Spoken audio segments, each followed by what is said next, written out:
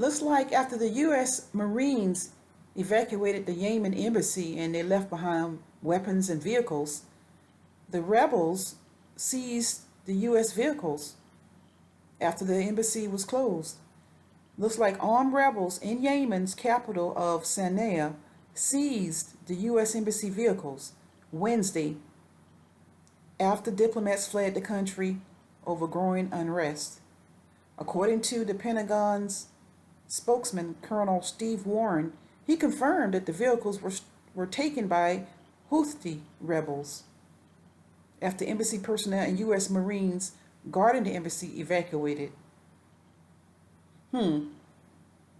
Warren said the Marines turned over their small arms to government officials before boarding a commercial flight from Sana'a.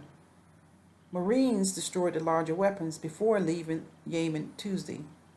That's what Colonel Warren said. But, they left some vehicles behind. And so those are the vehicles that the rebels seized. Members of the embassy staff told Reuters, that more than 20 vehicles were taken by the rebels after the Americans left Sana'a's airport. So they got over 20 vehicles. Looks like they got the vehicles, but they didn't get the weapons.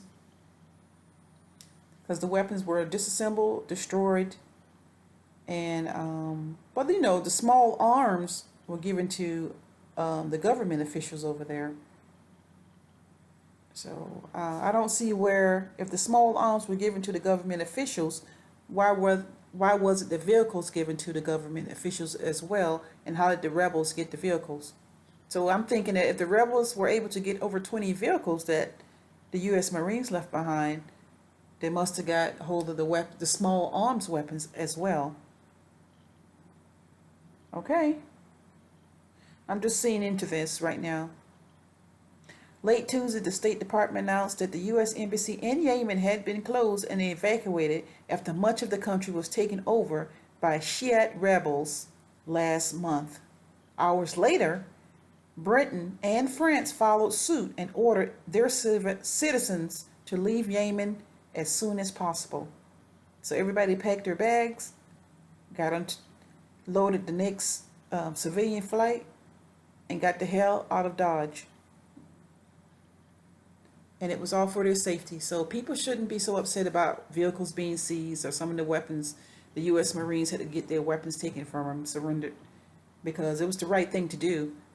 After they surrendered their weapons, they must have got out of uniform and